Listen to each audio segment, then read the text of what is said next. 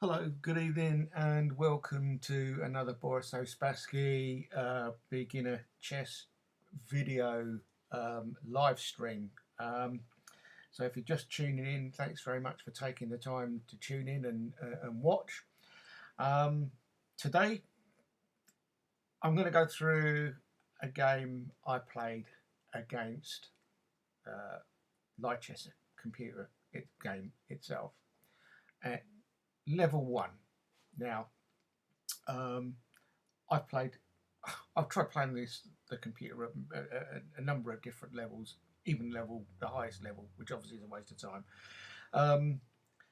Anyway, I was chatting with the BYP yesterday, good old professor, and we had a really good chat. And the first thing I'm going to say is that our Blunderfest, our match of the year, the match of 2020, Backyard Professor versus Boris OSpasky, will be at 5 p.m. next Sunday. So that's 5 p.m. UK time. That is the 14th of June. Okay, so it's Sunday the 14th of June at 5 p.m. So if you'd like to come along and have a really good laugh, me and the professor are going to take each other on. We're really going to try and entertain the viewers and have a really give you a really good fun time, because this game should be about fun. So like and subscribe my channel, and even more importantly, like and subscribe to the professor's channel, because out of all of the chess videos out there, okay, the professor is one of the best you'll see if you're trying to learn the game of chess from a beginner's point of view. He covers so many things in Grandmaster games, where the Grandmasters show us mere mortals how the game should be played. And the professor, I'll tell you now, if you haven't subscribed and watched his videos, go and do so, because he's got some of the best chess content on the net that I've come across. There are other good YouTubers out there as well, but the professor does a fantastic job of getting a great message across. So make sure you go and subscribe to his channel, and make sure you start watching his videos if you're a beginner player. Okay, so put that in your diary. Next Sunday, that's the 14th, 5 p.m. UK time. So whatever time that happens to be your place in the world, make sure you're tuned in, and hopefully we'll give you a barrel of laughs, and we'll try and make this as fun a thing as possible. And I'm going to absolutely thrash him. We had a chat yesterday on Sunday, just to try and sort out how we were going to do things. So the idea is that we're going to try and see if we can run a double live stream. So you'll have the opportunity to log in and watch my channel, or you'll have the opportunity to watch his channel, and then if you can do a split screen, the idea is you'll be able to watch both of us playing at the same time, and you'll be able to see what we're up to, what we're saying, how we're thinking, etc., the names we're calling each other, so on and so forth. It should be a real barrel of laugh. So that's what we're going to be trying to do. The whole thing is about entertainment. So don't forget, next week. Anyway, whilst we were chatting yesterday, I've been struggling with some of my games. Last week was a complete and utter disaster. I played Checker 99 and made so many mistakes, and he absolutely wiped the floor with me. That's a bit depressing. So anyway, we was chatting stuff through yesterday afternoon, and I'll try and keep this fairly short, because someone said don't talk too long at the beginning of your videos. Get on with the game. So I will do that in just a minute. But we were talking about the latest video he put up, which is one of the best I've seen, and that's Advanced Chess Uncorked #4, where he plays with Dark Side of War. And we were talking about this video and these games, and we were talking about the way I was playing, and he said to me, one really important thing, not worrying about openings too much. That one of the biggest mistakes that beginner players make is giving their pieces away. I'm not going to give away anything about his latest video. It's an hour and a half long. It's a fantastic watch, so do go along and have a look at that. But we had a good chat, and what he said to me made me rethink where I go wrong. And I sat and thought about while we were talking about this, and I sat and thought about how I play, and I thought, yeah, okay, I'm pretty good at giving my pieces away on a regular basis. So I did no more. We finished our conversation, and I thought, I don't know, I'll just give the light chess computer a game, and I'll play at level 1, and I'm going to try and just not give my pieces away. Not worry too much about an opening specific, but just try not to give pieces away. So we are playing light chess on level 1. Okay, the whole point of the exercise isn't the fact that it's level 1. The whole point of the exercise is that I'm hoping this is a point where this changes the way I play. So I've only been playing 18 months, so I'm not a very experienced player. I've only played a few hundred games, 550 games, something like that. So it's nothing total of games really in the general scheme of things. So I'm just going to run you through this game I played with light chess, and I'm going to run through very quickly a game I finished today with my old arch enemy Stries. Okay, great player. I've done he's a really good player. I play him quite a lot. Very good, very good player. And what I tried to do in that game was follow on from what I thought was pretty much a losing position. But anyway, we'll come to that in a minute. So I'm just going to run through this game quite quickly and try and go through my thinking process as the game unfolded. So obviously, I mean, I've no idea what the computer's going to play. So I'm just trying to play good, sensible moves with the idea of just trying to make sure my pieces aren't left hanging. Okay, that's undefended, making it easy for the opponent, or in this case the computer, to take my pieces. One of the other things that we discussed was the way pieces are exchanged. Now, when I lose a piece, I tend to think, oh no, I've lost a piece. When I might have exchanged a piece.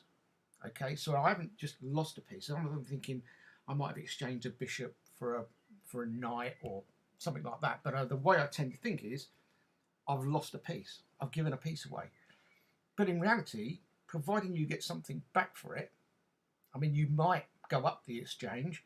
In other words, you might get a rook for a knight, or you might go down the exchange. You might lose a rook to a knight.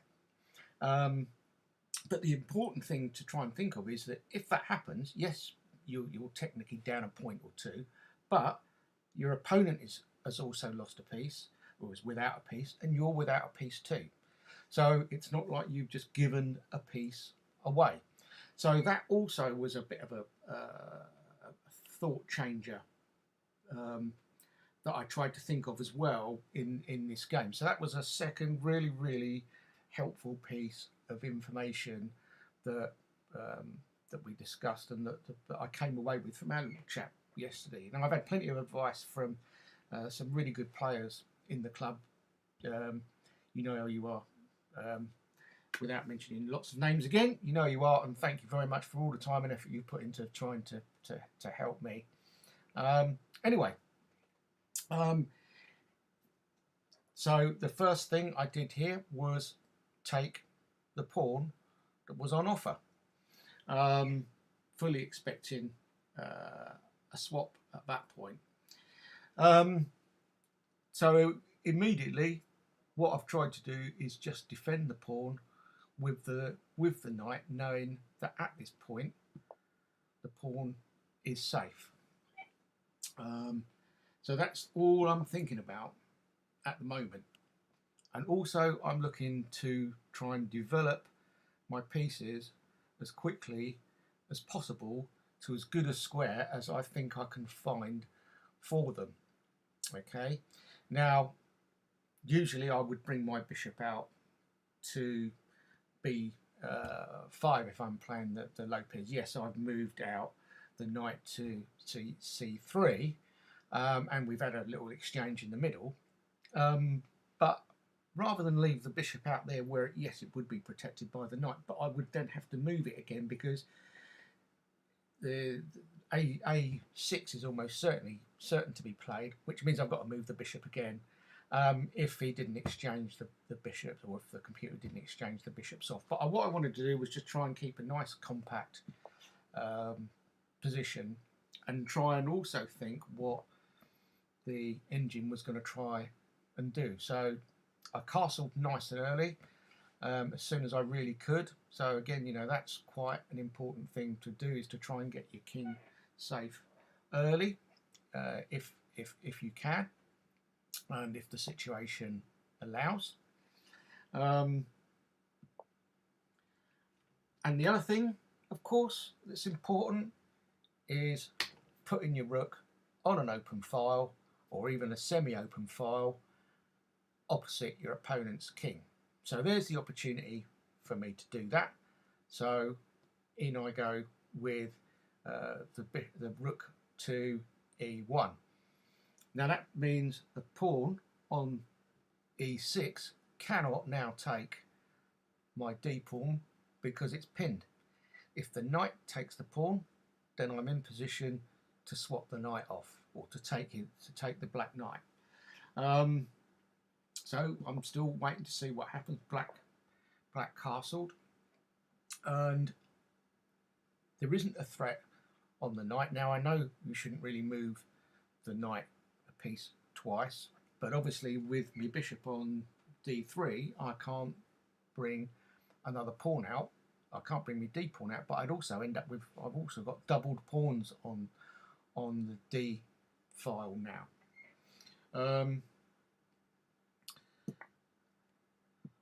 So the knights are swapped off. So whereas before I would have been panicking, oh no, I've lost a pawn, I've lost a knight. I'm thinking, no, okay, yep, he's going to swap it off, but I'm not behind. We're still even, and I'm already feeling quite good, because usually at this point I'm going to be a piece down, but my view has changed and I've swapped the knight off. So I'm actually not too unhappy about that. So I'll just go back through that again. So we've now got an attack on the bishop as well. So that was the other point of moving the knight to e5. So if we did as an exchange of the knights, then I've got a piece to exchange. So again, you know, now even at, you know, we're only 10 moves in, but I'm still fairly happy, and I now have the open e file. So, you know, one of the pillars or the professor talks about is get your rooks on open files. Try and keep control of the file. So, you know, 10 moves in, I've castled. The development isn't full, but I have got an open file. So at this moment I'm feeling quite pleased. So I need to get me dark squared bishop out. So of course the only way I can do that is to fianchetto. So to facilitate that, we've moved to b3. Bishop comes in to attack the rook, and I think, okay, two can play that game. So I decide I would also attack the rook, knowing that the rook is also covered by the queen, so depending on what I want to do. So in comes c5. So I'm still thinking about, you know, what my next move should be and what the computer's next move might be. So I decided immediately that I would challenge the d5 square, the d5 pawn. Again, knowing that the pawn is covered, and in this case it's covered twice. And I also wanted to prevent the next move, a pawn push to c4. Out comes the queen, so I just push h3, because obviously if I don't do that, then, you know, we are then looking at a pretty severe attack and mate in 2 moves off with the bishop and the queen. So I'm still thinking at this stage, yeah, I'm still in the game, you know, I'm doing quite well, and I'm just trying to make sure my pieces are defended. So looking at the board, okay, queen to e2, which protects the bishop, which is protecting the pawn, and that also connects me rooks. Yes, the queen is now on the open file as well, but if the black queen decides it wants to take the rook, then the queen is gone. So we know that that isn't going to be the next move. So we've got an immediate challenge on the open file, so that's not an unexpected move where the opponent puts their rook opposite your queen, and of course the challenge is now on for the file. So I'm still in the game, we're still evens, so I'm thinking, okay, no harm at this stage in seeing if the queens will be swapped off. So knowing everything's covered, I'm now thinking this is working out quite good. Yes, the rook on a1 is at risk still. So the opportunity is there. So let's see if we can take another file. So I put the rook from A to D1, and we'll now contest the D file. I've got no pieces hanging, everything is protected. Okay, yes, okay, the bishop on A3 isn't protected, but there isn't any threat to the bishop at the moment, and I've got a way out if I want it. So I mean, I've always got C1 that I can move back to if there's a pawn push on the B file. So I've got an escape square, an escape route. So I'm thinking here, okay, this is looking like we're going to have doubled rooks. So one piece that needs attacking is the bishop on E5. So the natural move is to go play F4 and challenge the bishop. And here comes a pawn push to challenge my bishop. So again, I'm going to be no worse off really if I exchange bishops. Now, okay, the computer obviously thinks that doubling the rooks is more important than taking the bishop, but of course I've still got B2 for the bishop, which is going to protect that loose pawn. Yes, it's attacked twice and only covered once, but I'm still not in a bad position. So again, we've got another pawn swap.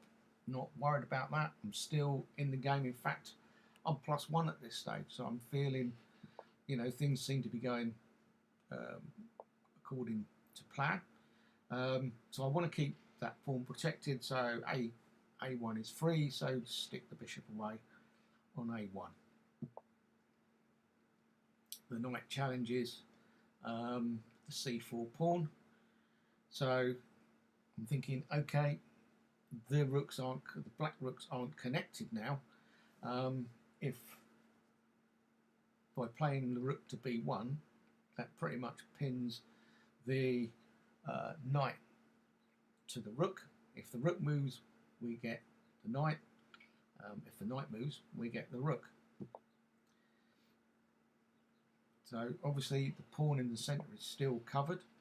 So now the next thing to do is to attack the pinned piece. Another really, really important lesson. If a piece is pinned, try and attack it. Yes, the pawn is undefended, but the knight is still pinned to the rook. So now it's decision time for the computer, which decides it's going to move the king to some sort of safety. So no second thoughts, let's just push the pawn and attack the pinned piece, which moves. Yes, we swap the rooks off. The knight takes the rook, but you know, I'm still up. I'm still +1. I don't know what the analysis engine would be on this position, but from the way I'm looking at this, I'm thinking, okay, yeah, the A and C pawns aren't really going anywhere. The knight could still be a problem, and it's still got a bishop. So I'm still thinking about how I can probably best move on from here. So again, let's see if we can nab a file. Up comes the knight. Move the bishop to defend the pawn on the A file. So the computer decides it's going to at least bring the king into the game. So I think I must be doing something right. Just push this pawn up and just try and make things a little bit difficult for the king. So that closes off now. Yes, okay, the rook is on the F file, so the king's not going to come to that file anytime soon. Now, of course, I've no idea what the computer's thinking of, and really still, I'm just trying to make sure that each move, I'm not leaving anything hanging. So the rook to F3 is still protected, and you know, if the pawn pushes on the F file, then you know we do have a pawn to take it with. So we're still waiting to see what happens. In comes the knight, which obviously threatens the rook. Nice and simple little check. King moves out of the way, and of course what we have is a free pawn. So let's take the pawn. So now, you know, we're still a point, we're still, you know, +1. The next target is, of course, the king, which is obviously still stuck on the A file. The idea now is to try and make sure that it stays there, and I make it as difficult as possible for the king to move. So I'm now going to try and bring my king into the game too. The computer's just, I don't know what it's doing really, just moving the rook about. So now I've got both my pawns. Me G and H pawns are now protected by the king, and it's going to be quite difficult even now for the knight to do very much at all, I think. So pressure the king, yes. The knight can take the pawn, but of course what we have is the rook is able to take the knight because it's defended. That square is defended by the king, so we're now a piece up. So I'm thinking now, you know, this isn't doing too bad at all. So now it's just a matter of trying to convert the end game. So we lure in the extra pawn, swap the rooks off. Not worried about swapping the rooks off because I'm ahead a piece. Okay, I've still got a bishop left. yeah, okay, it's not as good as the rook, but I've still got a piece left, and the black c pawn is on a green square. So, you know, there's another pawn that's going to be quite easy to take. So I think, yep, okay, I'll have some of that. So now it's just a case of trying to get to a position where we can finish the game.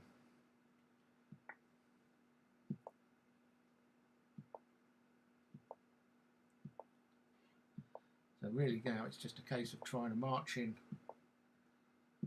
pawns, and that's the first one in. Not worried about losing the A pawn at all. And we've managed to get a second pawn in. So we've now got 2 queens on the board, so you know, plus 20. It's not very often I've ever seen that on my score, plus 20. So yeah, we're in a position now we can't lose unless I do something really stupid. Okay. But of course I'm determined not to do that. So we'll trap the king on the A file.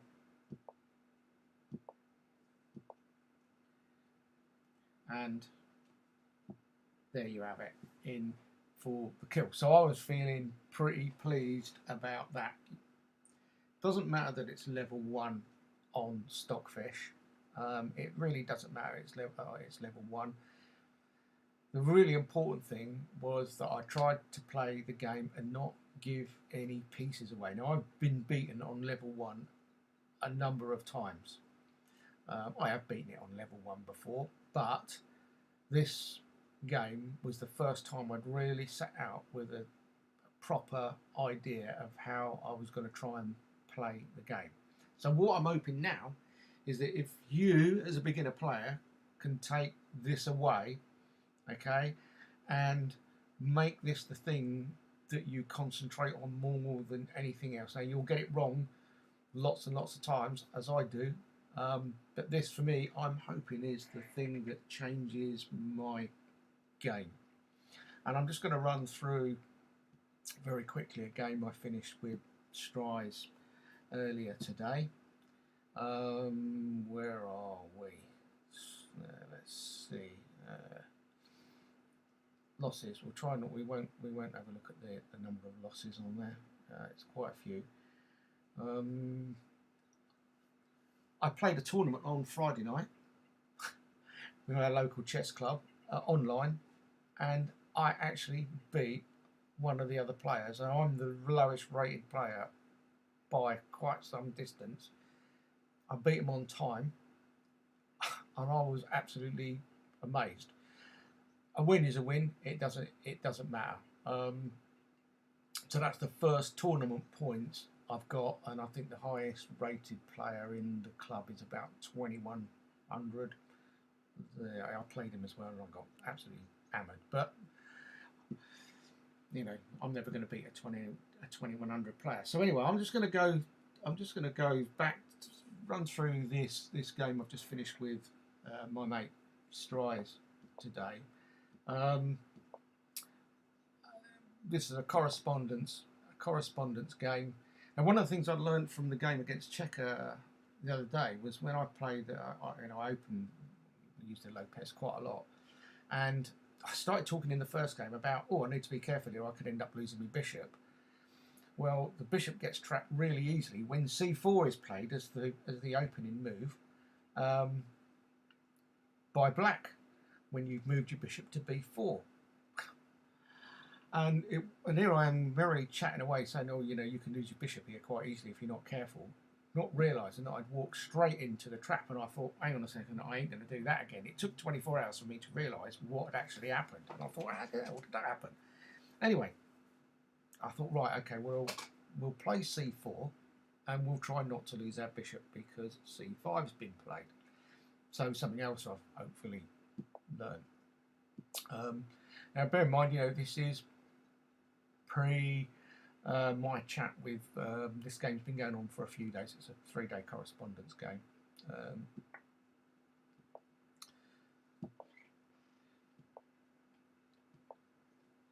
So all I'm trying to do is just play what I think are the right moves. I think, I don't know, it might be, I think it might be the Italian or something like that that starts with the bishop to c4.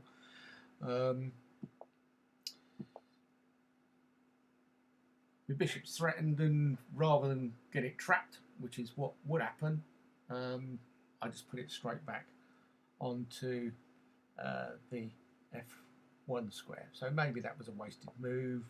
We're playing to b5, but rather than retreat the bishop, which is what I would normally do, to a4 and then b3, where of course you end up then losing the bishop for a pawn, and you know your game's already off to a really bad start.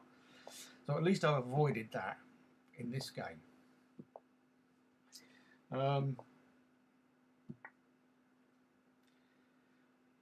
So here I thought, yeah, it's an opportunity.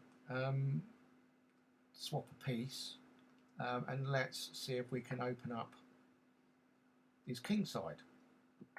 So this is what I'm thinking as I'm playing this at the moment. I'm thinking, wow, okay, now if I can work this out correctly, you know, we've got his king undefended on the b file and a very difficult to defend pawn on the h file. This is what I'm thinking.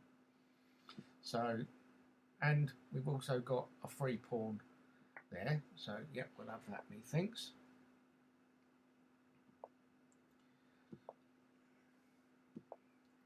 So I think it was somewhere around about this point in the game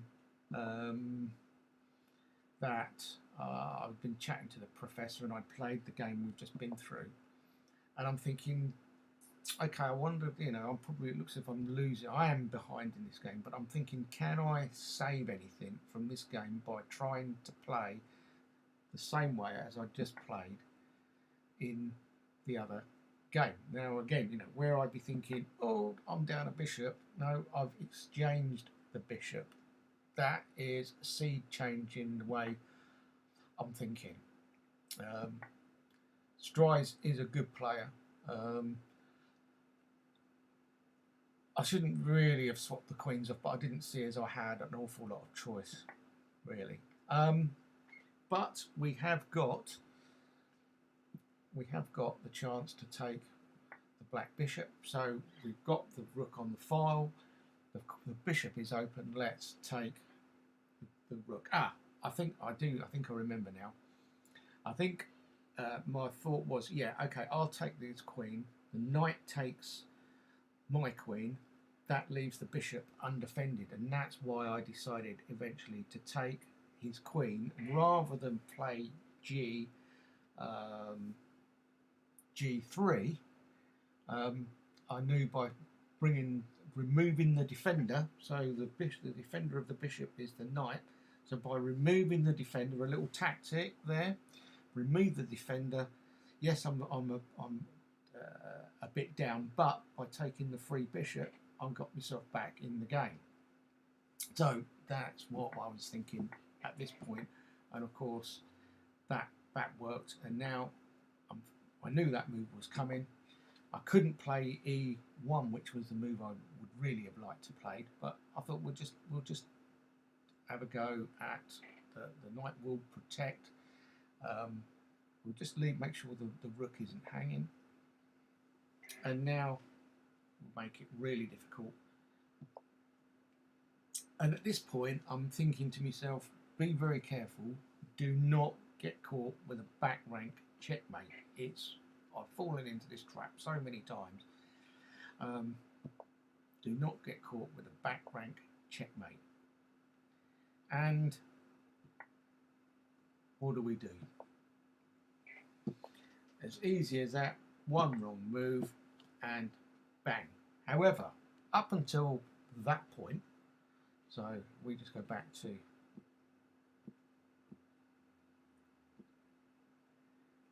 here. Obviously, I mean, you know, if the knight moves, then we've got a rook to take. So the knight is pinned.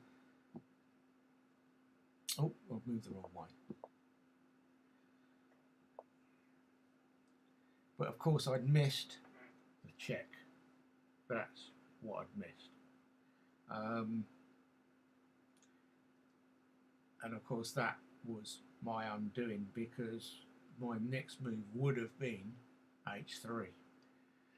Or I would have taken the rook, the f8 rook would have taken here, but I would have had the move I needed to get the h3 move in and avoid the back rank checkmate. But I'd missed this really important move to the knight comes into e2, and of course check the king. So I'd overlooked that one particular issue.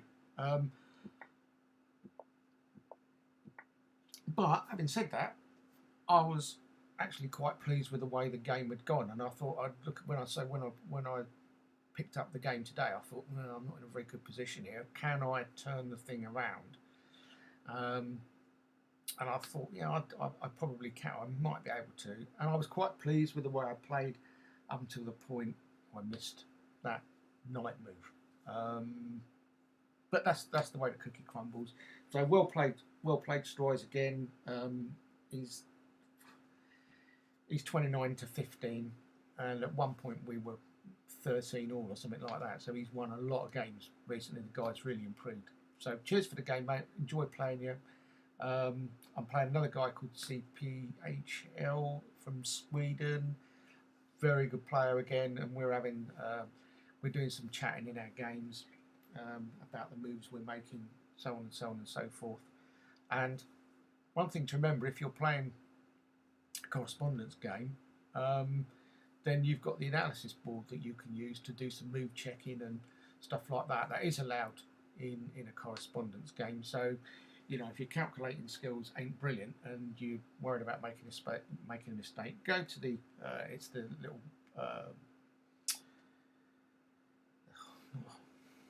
this symbol over here. I can't think what it's called. Thing you look through, microscope. That's the thing. Okay, look through the microscope. Gives you the analysis board. Okay, and that allows you to pre-play moves or play through a series of moves, and you can see maybe how a variation or a set of moves will play out, and then you can say, oh no, that'll work, providing he does X, Y, Z. Or you can think, okay, it looks a bit dodgy. Play the move order that you're thinking of, and think, okay, that doesn't work. I won't do that.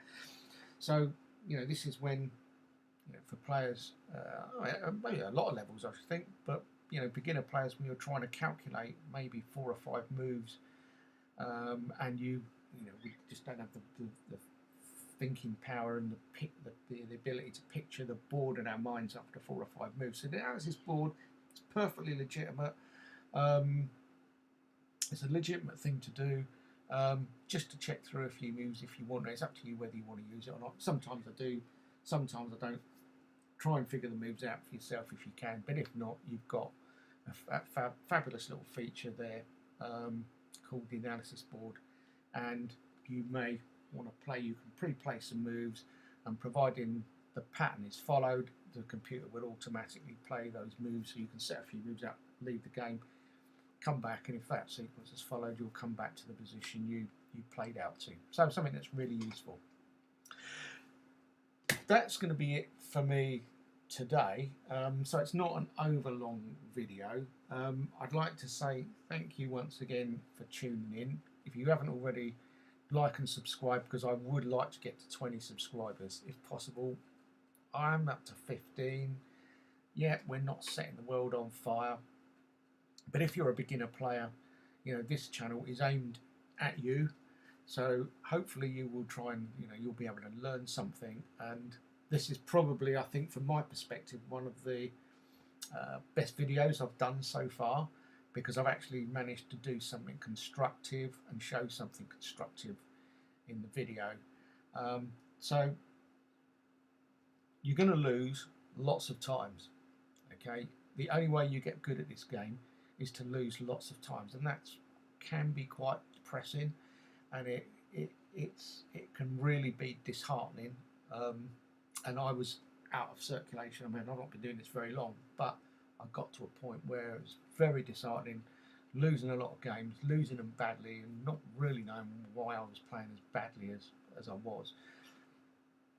So the other thing, one of the other things that come out of my chat with the professor yesterday is, you know, you've got to be prepared to accept you're going to lose. All of the good players lose a lot. It's just as they get better, they lose less often. But they will have lost hundreds or thousands of games. So it can, you know, after playing 500 games, you know, you can't expect to be that good. So do try and keep playing. Live chess is very clever, and it will pick, if you do random games, when you pick a game to play, set up a game, it will match you quite closely with a player of your own strength. If you don't, you know, or you can pick another player at any strength you like. You know, they might give you a game. Obviously, the Backyard Professor fan club. If you're interested, go along, join the BYP fan club. We've got a great, we've got an active forum. Lots of stuff on there. There's loads of games on there that members play and put up for people to enjoy. We've got some top players in there, and I see today that we've actually got a candidate master joined the club. Now, I don't know, this guy is from Adam. I've issued him a challenge. I think his name's Squidgy or something like that. Squidgy or Squeezy. Squidgy, I think. Whether he'll accept a challenge off me, I don't know. But anyway, I've asked him for. I've pressed the button and said, "Give us a game," which I know I'm going to get thrashed at because he's about. Oh, he's really high. But it could be a bit of fun to play someone who's that good. I've played a number of really good players in this club, and they beat you, but they beat you graciously. They don't take the mickey out of you. And that's what's really, really important about what goes on in the club. You can play a good player and they're never going to take the mickey out of you because they beat you, okay? And they're more than happy to help you if you ask. So if you pick a good player to play, do take the time to ask and maybe to go play through a few moves with you, and I'm sure they will. But don't abuse the situation. So there we are. Thank you very much. Don't forget, tune in next Sunday for the Blunderfest. It's Boris OSpasky versus the Backyard Professor live streaming 5 PM UK time, whatever time that is in the world, wherever you are, I don't know, but it's 5 PM UK time. Hopefully it's a double live stream and you'll be able to have a split screen and watch both of us play, and it should be a right barrel of laughs with plenty going on. So thanks very much for tuning in. This is Boris OSpasky signing off. Thank you very much, and we will catch you again. Thank you and good night.